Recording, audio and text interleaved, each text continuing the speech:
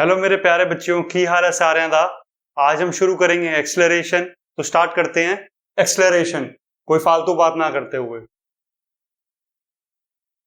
सबसे पहले हम पढ़ेंगे फील क्या है इसकी, फील ऑफ एक्सेलरेशन। एक कार है, वो स्टार्ट किया t is equal to 0 second से, कार ए, और एक और कार है कार बी, जो 100 मीटर के डिस्टेंस पे दोनों को ट्रेवल करना है। 100 मीटर के डिस्टेंस पे दोनों को ट्रेवल करना है।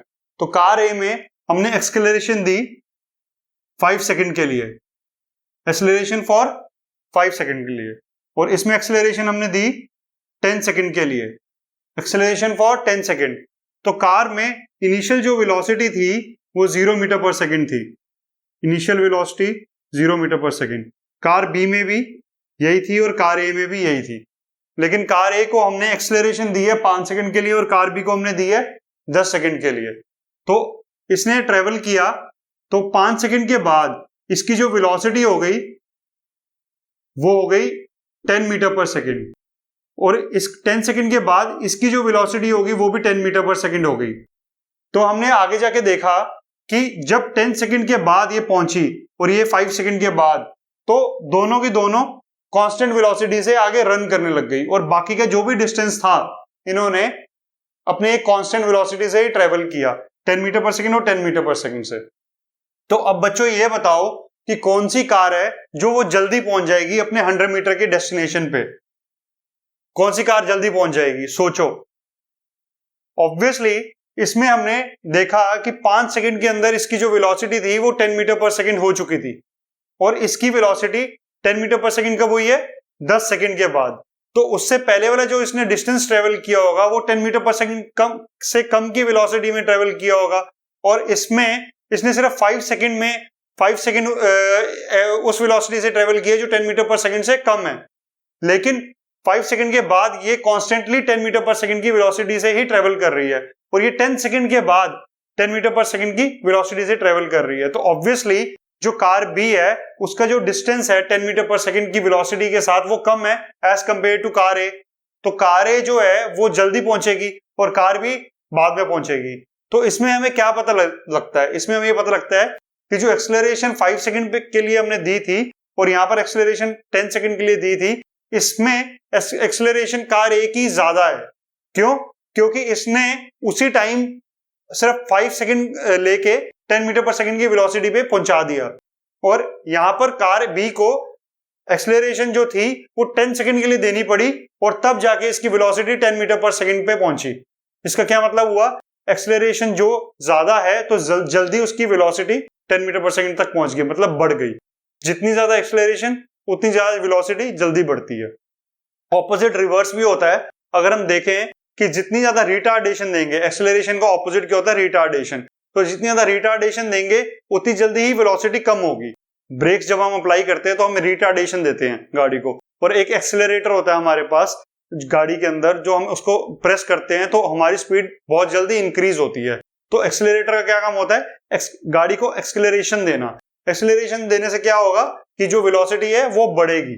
तो बढ़ने की वजह से यहां पर देखो, तुम 5 सेकंड के लिए एक्सेलरेशन दी तो 0 से 10 मीटर पर सेकंड हो गई। यहां पर 10 सेकंड के लिए एक्सेलरेशन दी तो यहां पर 0 था, 0 से 10 मीटर पर सेकंड हुई। तो 10 सेकंड में इसकी वेलोसिटी 0 से 10 मीटर पर सेकंड हुई है, और 5 सेकंड में इसकी वेलोसिटी 0 से 10 मीटर पर सेकंड हुई है। तो इसका मतलब यह है कि ये वाली एक्सेलरेशन ज्यादा थी। ठीक है, तो एक्सेलरेशन की फील तुम्हें थोड़ी बहुत मिल गई होगी। आगे हम देखते हैं, जो हम डेफिनेशंस वगैरह पढ़ के और अच्छे तरीके से एक्सेलरेशन को समझेंगे। तो बच्चों, एक्सेलरेशन का यूनिट क्या होता है, मीटर पर सेकंड स्क्वायर, ये तो सबको पता ही है।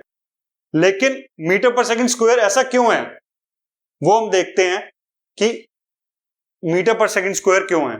For example, metre per second square, तो इसका क्या मतलब है, वेलोसिटी अपॉन टाइम।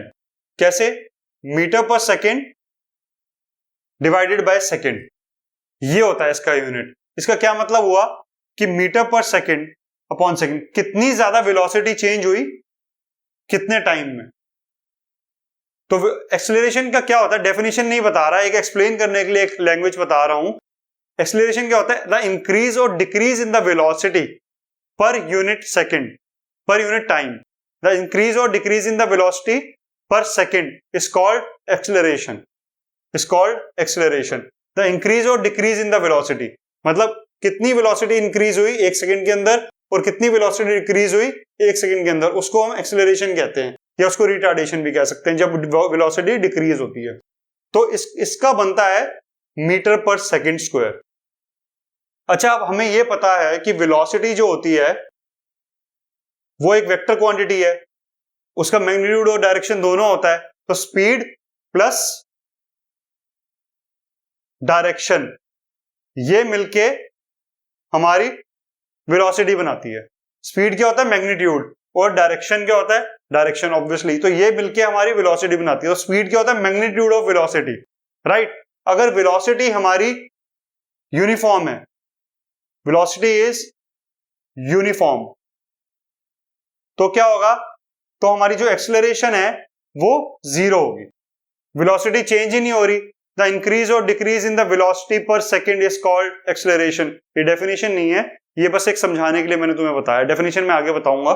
तो वेलोसिटी क्या है, अगर यूनिफॉर्म है तो एक्सेलरेशन हमारी जीरो है, और वेलोसिटी अगर वेलोसिटी चेंज हो रही है, वेलोसिटी चेंजेस,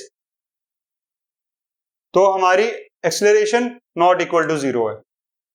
मतलब नेगेटिव भी हो सकती है और पॉजिटिव हो सकती है। रिटार्डेशन के केस में नेगेटिव और पॉजिटिव किस केस में, अगर एक्सेलरेशन हो रही है तो। वेलोसिटी चेंजेस तो acceleration is not equal to zero. Velocity change होगी मतलब इंक्रीज होगी या डिक्रीज होगी तो acceleration is not equal to zero. But velocity uniform है, मतलब वेलोसिटी चेंज ही नहीं हो रही, वेरिएशन नहीं है वेलोसिटी में, तो एक्सेलरेशन हमारी तब जीरो होगी। तो अच्छा, वेलोसिटी के अंदर चेंज किस तरीके से आ सकता है?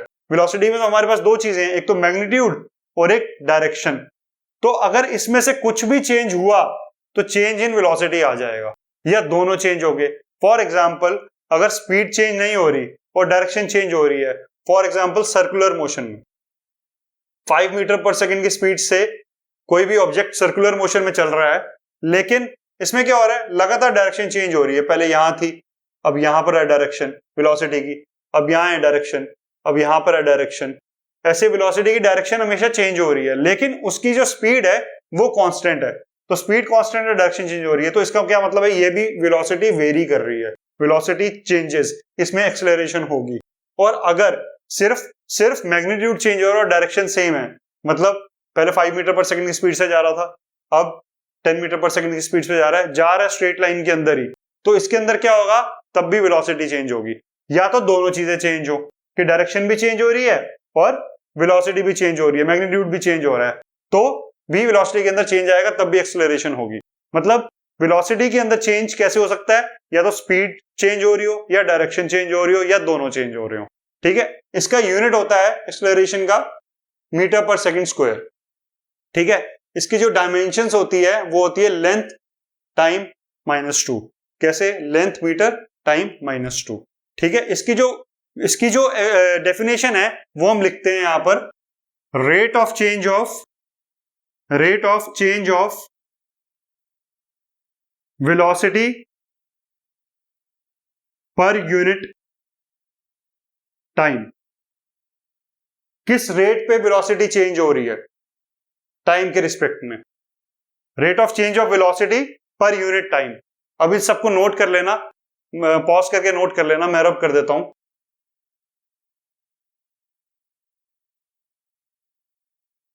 आगे हम पढ़ते हैं एवरेज एक्सेलरेशन। एवरेज एक्सेलरेशन हमें क्या बताएगी, किसी दो पॉइंट के बीच की एवरेज एक्सेलरेशन अगर हमने ले ली, एक्सेलरेशन को एवरेजली कैलकुलेट किया, उसके बाद हम पढ़ेंगे इंस्टेंटेनियस एक्सेलरेशन। तो एवरेज एक्सेलरेशन क्या होता है,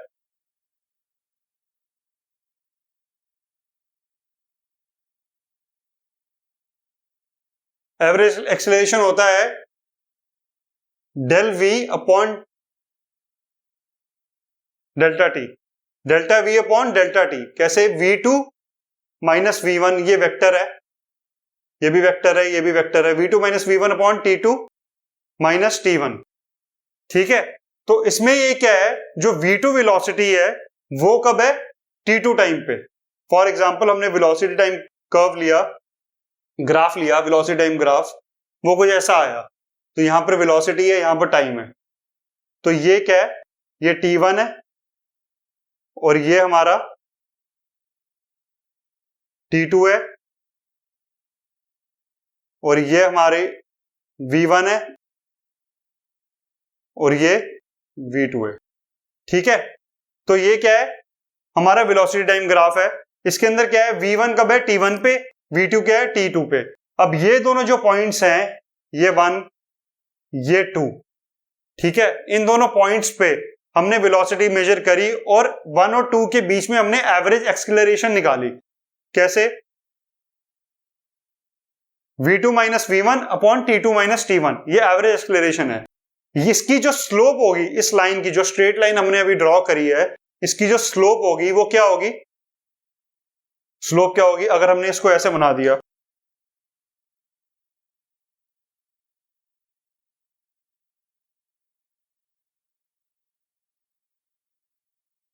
v2 माइनस v1 ये हो गया और t2 माइनस t1 ये हो गया, राइट। तो अब इसकी स्लोप क्या होगी, y अपॉन x, यही होता है ना tan थीटा। tan थीटा क्या होता है, v2 minus v1 upon t2 minus t1। तो बेसिकली जो एक्सेलरेशन है वो हमें क्या देगी, स्लोप देगी। मतलब स्लोप क्या देगी, एक्सेलरेशन देगी। अगर हमने वेलोसिटी टाइम ग्राफ के अंदर हमने स्लोप निकाली, दो पॉइंट्स के बीच में लाइन खींच के, एक लाइन ड्रॉ करके, तो वो हमें क्या देगा, एवरेज एक्सेलरेशन दे देगा उस दो पॉइंट्स के बीच की। अब इस पॉइंट के बीच में, इन दोनों पॉइंट्स के बीच में कई चीजें चेंज हुई हैं, कई बार वेलोसिटी चेंज हुई है, लेकिन जो चेंजेस आए हैं बीच में, वो हम एवरेज एक्सेलरेशन के अंदर देखते हैं कि वो अकोमोडेट नहीं होते। वो किस में होते हैं, इंस्टेंटेनियस एक्सेलरेशन हम उसके लिए मेजर करते हैं कि वो हर पॉइंट पे हम एक्सेलरेशन देखें क्या होगी। 1 और 2 के बीच में कई बार एक्सेलरेशन चेंज हुई होगी, लेकिन वो एवरेज एक्सेलरेशन के अंदर नहीं आएगी। एवरेज एक्सेलरेशन क्या मतलब है, 1 और 2 पॉइंट के बीच में जो एवरेज थी एक्सेलरेशन वो निकलेगी। तो v2 minus v1 upon t2 minus t1। ठीक है, ऐसे ही अगर हमने देखा था एवरेज वेलोसिटी क्या होती थी, s2 minus s1 upon t2 minus t1। ये क्या था, s2 माइनस s1 और s2 क्या थी, पोजीशन थी, और इसका अगर हमने s2 माइनस s1 किया तो ये क्या निकलता है, डिस्प्लेसमेंट, राइट। डिस्प्लेसमेंट निकलती है। तो डिस्प्लेसमेंट अपॉन टाइम क्या थी, एवरेज वेलोसिटी। इसके लिए आपको वेलोसिटी वाला मेरा जो वीडियो है वो देखना पड़ेगा। s2 minus s1 upon t2 minus t1, ये एवरेज वेलोसिटी थी, राइट। तो अगर हम आगे अब देखते हैं कि जो वेलोसिटी होती है वो वेक्टर क्वांटिटी होती है, उसके अंदर क्या होता है, मैग्नीट्यूड भी होता है और डायरेक्शन भी होती है। Velocity is a vector quantity, it has direction as well as magnitude. और जो एक्सेलरेशन होती है वो भी फिर वेक्टर क्वांटिटी होगी। एक्सेलरेशन इज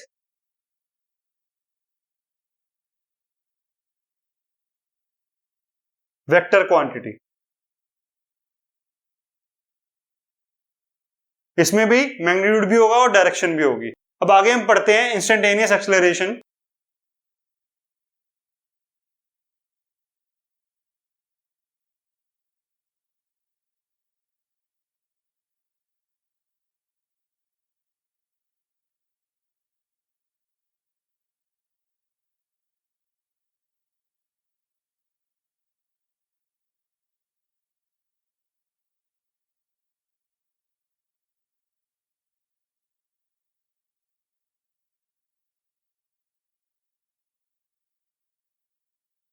अगर हम एवरेज एक्सेलरेशन के अंदर डेल्टा टी को, एवरेज एक्सेलरेशन के अंदर अगर हम डेल्टा टी को जीरो कर दे, टेंस टू जीरो कर दे, मतलब delta V upon delta T होता है ना एवरेज एक्सेलरेशन, इसमें हमने डेल्टा टी को टेंस टू जीरो मतलब बहुत छोटा ले लिया, बहुत छोटा ले लिया। जैसे हमने वेलोसिटी टाइम ग्राफ बनाया था, इसके अंदर टाइम बहुत ज्यादा गैप था, इतना बड़ा टाइम लिया था हमने t2 माइनस t1, लेकिन अब हमने बहुत छोटा टाइम के लिए ले लिया चेंज इन वेलोसिटी, बहुत छोटे टाइम के लिए, बहुत छोटे मतलब बहुत छोटे dt टाइम के लिए।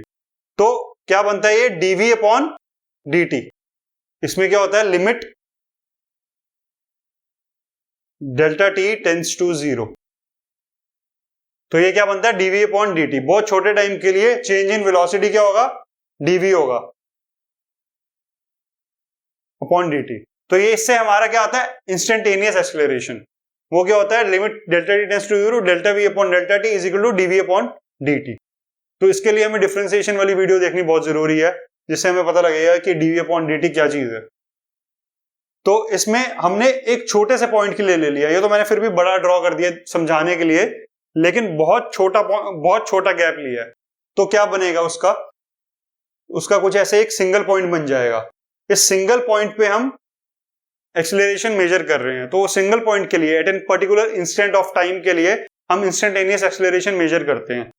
तो अगर हमने इस पॉइंट पे टेंजेंट खींची, एक टेंजेंट ड्रॉ करी, ये टेंजेंट की जो स्लोप होगी, slope of this tangent, slope of tangent, ठीक है, ये t टाइम, ये v velocity, slope of tangent gives us the instantaneous acceleration, मतलब acceleration at an instant of time, ठीक है। इंस्टेंटेनियस वेलोसिटी में क्या होता था, डिस्प्लेसमेंट टाइम ग्राफ के अंदर अगर हम एक टेंजेंट बनाए किसी भी पॉइंट पे, तो हमें क्या मिलता है, उसकी स्लोप जो होगी वो हमें इंस्टेंटेनियस वेलोसिटी देगी एट दैट पॉइंट।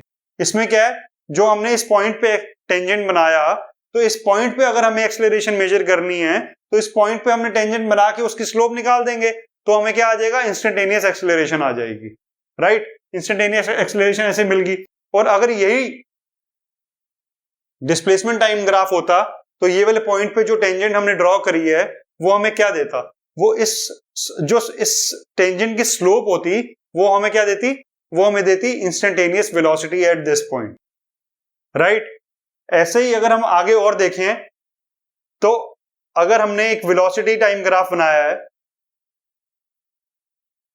कुछ ऐसा सा बनाया है वेलोसिटी टाइम ग्राफ, और ये हमारा t1 है और ये t2 है, और ये v1 है और ये v2 है। तो इस पॉइंट और इस पॉइंट के बीच में अगर हम ये सारा एरिया मेजर करें, तो हमें क्या मिलेगा, वेलोसिटी टाइम ग्राफ के अंदर जो area under the velocity time graph होगा, वो हमें क्या देगा, ये वाला सारा का सारा जो एरिया है इस दो पॉइंट के बीच में, ये हमें पता क्या देगा, ये हमें देगा डिस्प्लेसमेंट। कैसे, अगर हम देखें डिस्प्लेसमेंट वेलोसिटी क्या होती है, ds अपॉन dt, ठीक है, और हमने इसको क्या किया, v dt कर दिया, v dt उधर ले गए इज इक्वल टू ds, फिर हमने इंटीग्रेट कर दिया। अब इंटीग्रेशन हमें क्या देता है, एरिया देता है। इंटीग्रेशन और डिफरेंशिएशन वाली वीडियो जरूर देखिएगा, तभी आपको समझ में आएगा। इंटीग्रेशन हमें क्या देता है, एरिया देता है। तो v के साथ हमने dt को मल्टीप्लाई किया है। अगर हम इसकी डायमेंशंस देखेंगे तो metre per second into second, तो सेकंड कट गया तो मीटर रह गया, तो क्या मिलेगा हमें, डिस्प्लेसमेंट मिलेगा। डिस्प्लेसमेंट कैसे आएगा, area under the velocity time graph हमें क्या देता है, डिस्प्लेसमेंट देता है। Integration gives us the area, ठीक है। और वही अगर हम डिस्प्लेसमेंट टाइम ग्राफ के अंदर अगर किसी भी पॉइंट पे हमने टेंजेंट ड्रॉ करी, जो उसकी स्लोप होगी वो हमें वेलोसिटी देगी। और वेलोसिटी टाइम ग्राफ के अंदर अगर हमने टेंजेंट ड्रॉ करी किसी भी पॉइंट पे, तो जो टेंजेंट की स्लोप होगी वो हमें एक्सेलरेशन देगी उस पॉइंट पे। ये दोनों इंस्टेंटेनियस है, इंस्टेंटेनियस वेलोसिटी और इंस्टेंटेनियस एक्सेलरेशन, ठीक है। चलिए आगे बढ़ते हैं।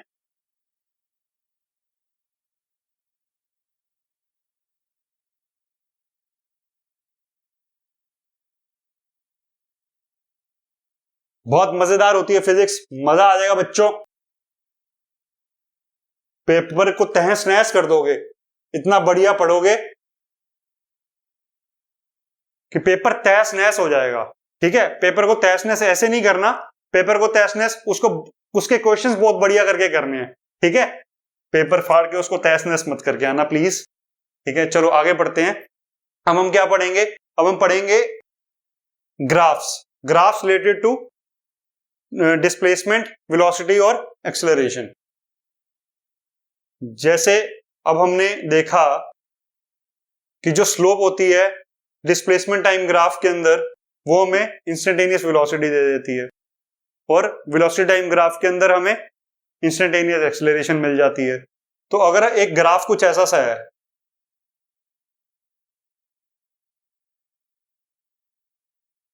ठीक है, अब हम इसको ऑब्जर्व करें तो ये क्या है, ये धीरे धीरे इसकी डिस्प्लेसमेंट ऐसे बढ़ रही है, बढ़ बढ़ के फिर एक कांस्टेंट पे चलेगी। तो इसमें अगर हम हर पॉइंट पे टेंजेंट ड्रॉ करेंगे तो क्या हमें दिखेगा, जैसे यहां पर हमने टेंजेंट ड्रॉ करी तो ऐसे आई, फिर यहां हमने टेंजेंट ड्रॉ करी तो ऐसे आई, फिर हमने यहां टेंजेंट ड्रॉ करी तो ऐसे आई।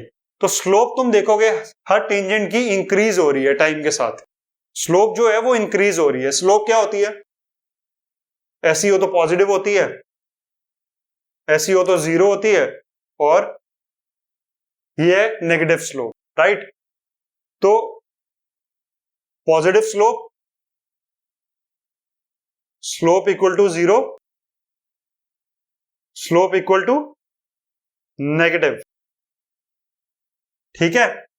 तो अगर हम ये देखें, यहां पर हर टेंजेंट के साथ स्लोप इंक्रीज कर रही है, लेकिन एक टाइम के बाद आके तुम यहां इस वाले पॉइंट से इस वाले पॉइंट तक देखोगे तो तुम्हें दिखेगी कि स्लोप जो है वो कांस्टेंट है, स्ट्रेट लाइन है, ऐसे स्लोप कांस्टेंट है, राइट। उसके बाद क्या हो रहा है, फिर हमने टेंजेंट्स ड्रॉ करनी शुरू करी, यहां पर ये टेंजेंट ड्रॉ करी, यहां पर ये, और यहां पर ये, तो स्लोप जो है वो धीरे धीरे डिक्रीज हो रही है, राइट। तो पहले इंक्रीज हो रही है फिर डिक्रीज हो रही है, और स्लोप किसी भी पॉइंट पे टेंजेंट अगर ड्रॉ करें उसकी स्लोप हमें क्या देती है डिस्प्लेसमेंट टाइम ग्राफ के अंदर, वेलोसिटी, राइट। तो वेलोसिटी टाइम ग्राफ कैसा सा बनेगा, इसकी स्लोप मेजर कर करके हम वेलोसिटी टाइम ग्राफ बना सकते हैं, क्योंकि हमें इंस्टेंटेनियस वेलोसिटी मिलेगी, और वो सारी इंस्टेंटेनियस वेलोसिटी हम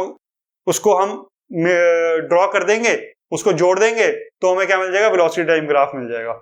तो यहां पर क्या हो रहा है, स्लोप ना इंक्रीज कर रही है, तो स्लोप इंक्रीज करी, और यहां से इस वाले पॉइंट से इस वाले पॉइंट तक स्लोप जो है वो कांस्टेंट है, तो स्लोप कांस्टेंट है। ये स्लोप ही तो बढ़ रही है, ये वेलोसिटी जो बढ़ रही है हमारी, ये स्लोप ही तो है।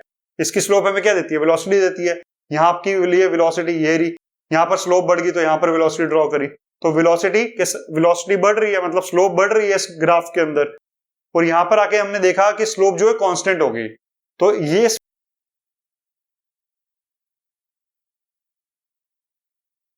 इस वेलोसिटी पे हमने देखा कि ये वेलोसिटी पे कांस्टेंट रह गई है, स्लोप कांस्टेंट है, मतलब यहां पर, तो यहां पर वेलोसिटी कांस्टेंट है।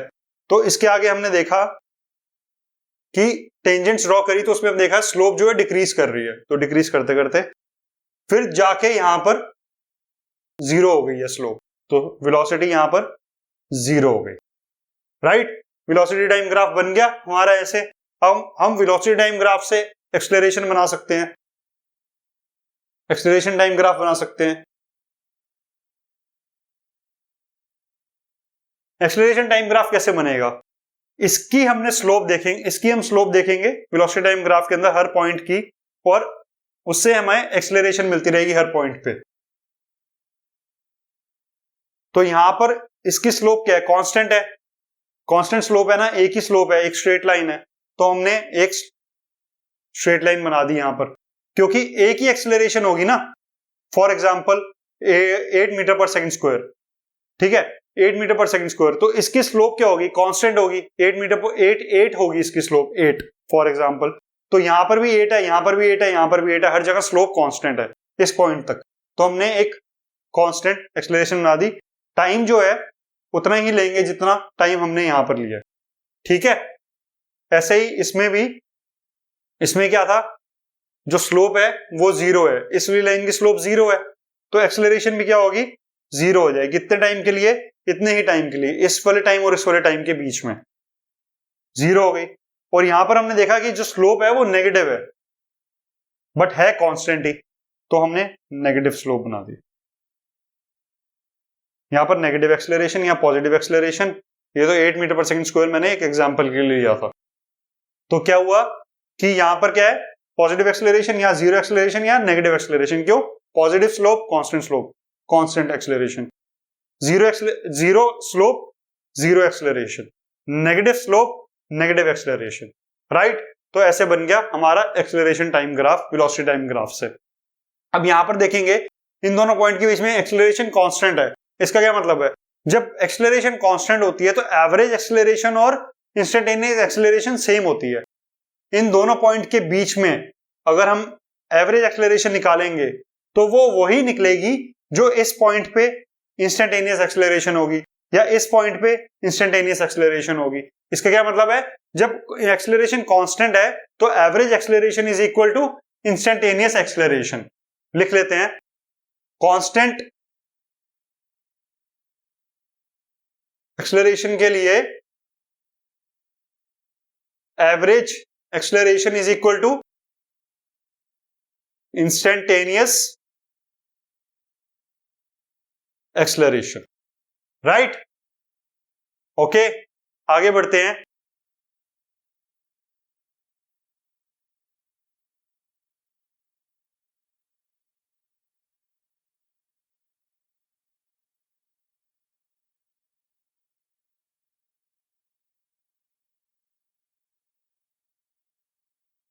अगर डिफरेंशिएशन वाली वीडियो देख ली है तो मैं एक चीज समझाता हूं, वो बहुत ज्यादा यूज होगी आगे क्वेश्चंस में।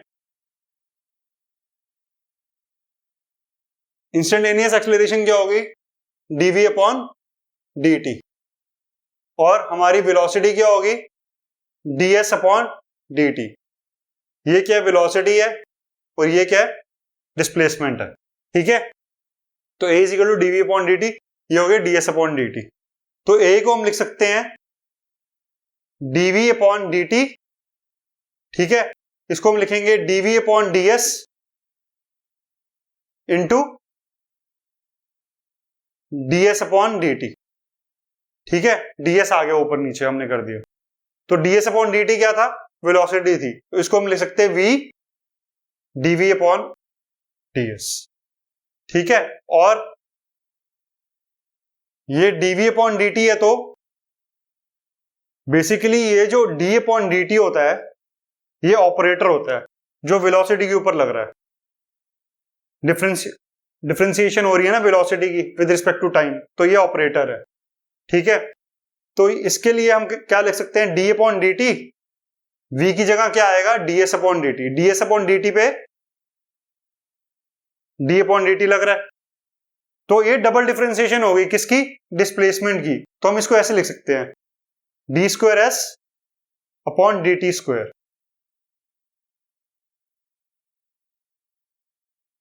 D square S upon D T square. कैसे, D square upon D T square वाला जो ऑपरेटर है वो एस पे लग रहा है, d square S upon D T square, ठीक है। तो एक्सेलरेशन को d square S upon D T square भी लिख सकते हैं और एक्सेलरेशन को v d v upon d s भी लिख सकते हैं। आगे बढ़ते हैं, मोशन इन स्ट्रेट लाइन पढ़ते हैं। Motion in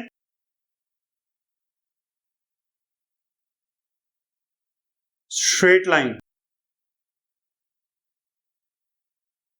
motion straight line क्या है, अगर कोई भी ऑब्जेक्ट स्ट्रेट लाइन के अंदर ट्रेवल कर रहा है, फॉर एग्जाम्पल ओरिजिन को हमने लिया t इक्वल टू 0 पे, इसकी इनिशियल पोजीशन है ओरिजिन, ठीक है। अगर तो ये पॉजिटिव एक्स एक्सिस में जाएगा, कोई भी हमने एक ग्राफ वहां पर देख लिया कि अगर इस डायरेक्शन में जाएगा तो पॉजिटिव एक्स एक्सिस है, इस डायरेक्शन में जाएगा तो नेगेटिव एक्स एक्सिस है, ठीक है। तो स्ट्रेट लाइन के अंदर है मोशन, तो 1D के अंदर हम ये देखते हैं कि एक्सेलरेशन जो है वो पॉजिटिव है इस डायरेक्शन में, वेलोसिटी जो है वो पॉजिटिव है इस डायरेक्शन में, एक्सेलरेशन जो नेगेटिव है वो इस डायरेक्शन में है और वेलोसिटी नेगेटिव इस डायरेक्शन में। जो पोजीशन होगा वो किसी भी जैसे फॉर एग्जांपल इस पॉइंट पे जो पोजीशन होगी वो आएगी +3 मीटर, 3 मैंने एग्जांपल के लिए ले लिया।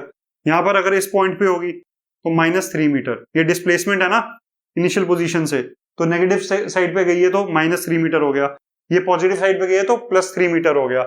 अगर इस डायरेक्शन में जाएंगे, एक्सेलरेशन इस डायरेक्शन में होगी तो वो पॉजिटिव होगी और वेलोसिटी इस डायरेक्शन में होगी वो पॉजिटिव होगी, इस डायरेक्शन में नेगेटिव होगी और वेलोसिटी जो होगी दोनों इस डायरेक्शन में नेगेटिव होगी, अगर मोशन इन स्ट्रेट लाइन के अंदर अगर हम देखें 1D मोशन के अंदर, ठीक है ना, 1 डायमेंशन मोशन के अंदर, तो अगर एक्सेलरेशन और वेलोसिटी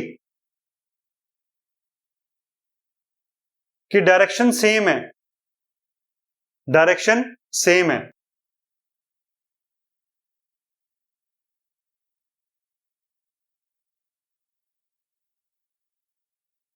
अगर एक्सेलरेशन और वेलोसिटी की डायरेक्शन सेम है,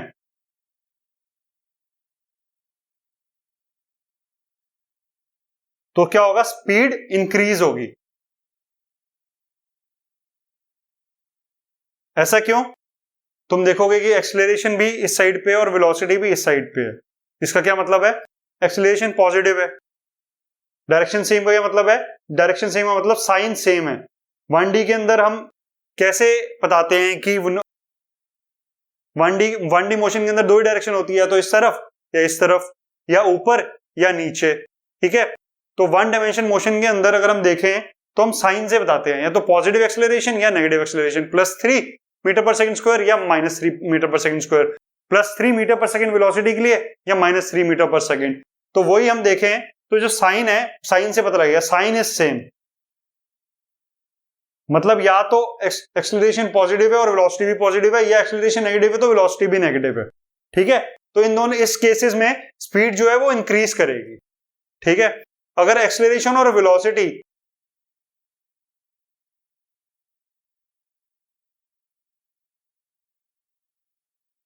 डायरेक्शन ऑपोजिट है, मतलब एक्सेलरेशन पॉजिटिव है, वेलोसिटी नेगेटिव है, या एक्सेलरेशन नेगेटिव है, वेलोसिटी पॉजिटिव है, तो साइन या साइन ऑपोजिट है, 1D मोशन की बात हो रही है, ठीक है, मोशन इन स्ट्रेट लाइन, तो क्या होगा, स्पीड डिक्रीजेस, स्पीड क्या होगी, डिक्रीज करेगी, ठीक है। अगर ऑपोजिट डायरेक्शन में एक्सेलरेशन और वेलोसिटी, तो स्पीड क्या होगा, डिक्रीज करेगा। अगर सेम डायरेक्शन में है, सेम साइन है, तो स्पीड इंक्रीज करेगी। जब स्पीड डिक्रीज करती है, इसको हम कहते हैं रिटार्डेशन, रिटार्डेशन, ठीक है, या हम इसको लिख सकते हैं डेस्लरेशन भी कहते हैं इसको, डेस्लरेशन भी कहते हैं, डेस्लरेशन या रिटार्डेशन, RETARDATION, रिटार्डेशन, ठीक है। आगे क्वेश्चंस करते हैं, क्वेश्चन से थोड़ा और समझ में आ जाएगा, पॉज करके नोट कर लेना।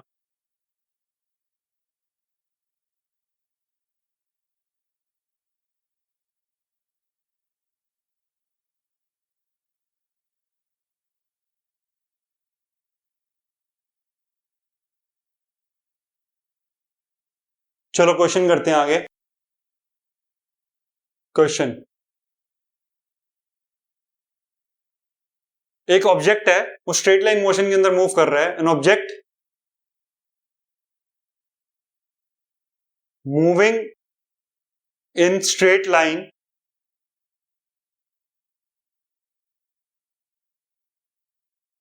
its x coordinates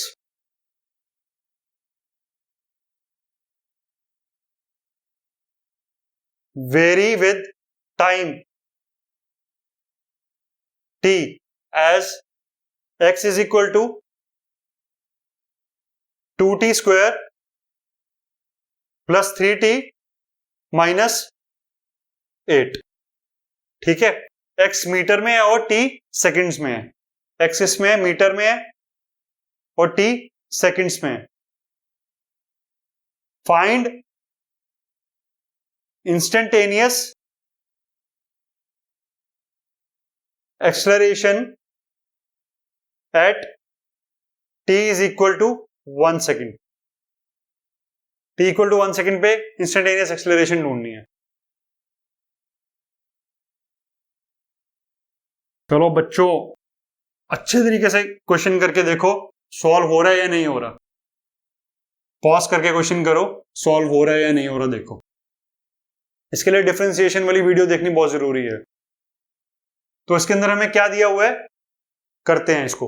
x is equal to 2t square plus 3t minus 8। x coordinates vary हो रहे हैं, मतलब डिस्प्लेसमेंट वेरी हो रही है टाइम के साथ। ठीक है, तो डिस्प्लेसमेंट क्या होती है? यही तो होता है, ये इनिशियल पोजीशन है और यहां पर x कोऑर्डिनेट्स वेरी कर रहे होते हैं, बढ़ रहे होते हैं, तो डिस्प्लेसमेंट बढ़ रही होती है ना, ये कम हो रही है, डिस्प्लेसमेंट कम हो रही है। ठीक है, तो dx अपॉन dt डिफरेंशिएशन इसको करेंगे तो 4t प्लस 3, ये क्या आया?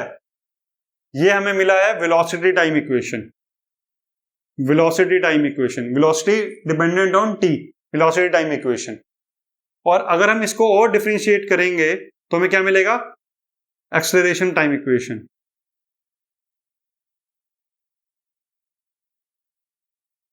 तो क्या आएगा? 4 मीटर पर सेकंड स्क्वायर हो गया। तो इसका क्या मतलब है? जो एक्सेलरेशन है वो कांस्टेंट है। कांस्टेंट एक्सेलरेशन का क्या मतलब हुआ कि वो वेरी ही नहीं कर रही।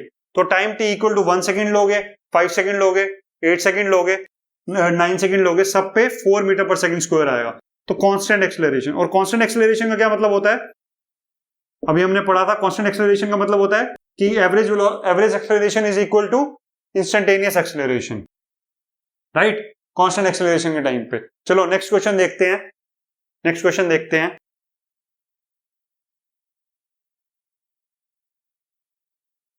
लिखो displacement time equation, displacement time equation of an object moving in straight line. Displacement time equation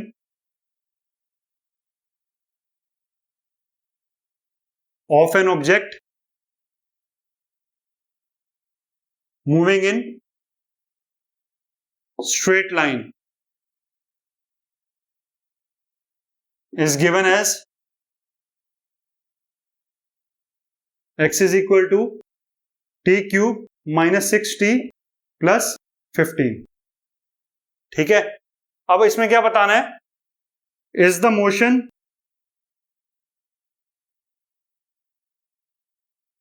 uniformly accelerated? क्या जो मोशन है उसमें जो एक्सेलरेशन है वो कांस्टेंट है? यूनिफॉर्म एक्सेलरेशन मतलब कांस्टेंट एक्सेलरेशन। यूनिफॉर्मली एक्सेलरेटेड है या नहीं है मोशन? तो उसके लिए हम देखते हैं, इसकी एक्सेलरेशन निकाल के देख लेते हैं। तो dx अपॉन dt क्या होगा? पॉज करके ट्राई कर लेना। dx अपॉन dt क्या होता है? इसमें इसकी डिफरेंशिएशन होगी 3t स्क्वायर माइनस 6। ठीक है, ये होगी वेलोसिटी। और हम एक्सेलरेशन देखेंगे तो इसी को कर लेंगे dv अपॉन dt। तो क्या आया? 60। तो क्या देखा हमने? जो एक्सेलरेशन है वो t पे डिपेंड कर रही है। t पे डिपेंड कर रही है का क्या मतलब हुआ? मतलब यही हुआ बच्चों कि वो जो एक्सेलरेशन है वो कांस्टेंट नहीं है। कांस्टेंट नहीं है तो इसका क्या मतलब हुआ? टाइम के साथ चेंज हो रही है acceleration. t is equal to 1 second पे क्या होगा? 6 metre per second square. t is equal to 2 second पे क्या होगा?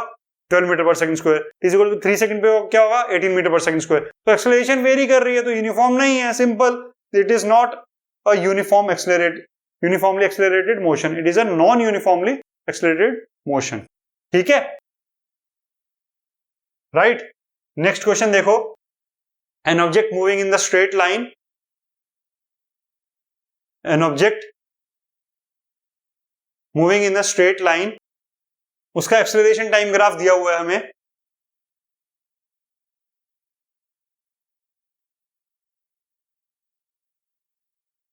ये स्ट्रेट है, ठीक है। 2, 8, 10 ये टाइम है और ये एक्सेलरेशन है 2 मीटर पर सेकंड स्क्वायर के अंदर। ऐसा unit metre per second square होता है इसका। टाइम का क्या होता है? Second.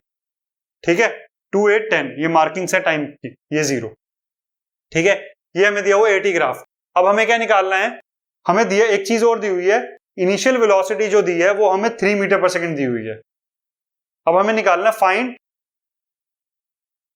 Initial velocity 3 metre per second दी हुई है और हमें निकालना find the velocity at t is equal to 10th second. 10th second में हमें वेलोसिटी देखनी है। 10th सेकंड पे वेलोसिटी क्या होगी इसकी, इस मोशन में? मोशन स्ट्रेट लाइन के अंदर है और हमें एक्सेलरेशन टाइम ग्राफ दिया हुआ है और इनिशियल वेलोसिटी दी हुई है, तो 10 सेकंड में देखना है।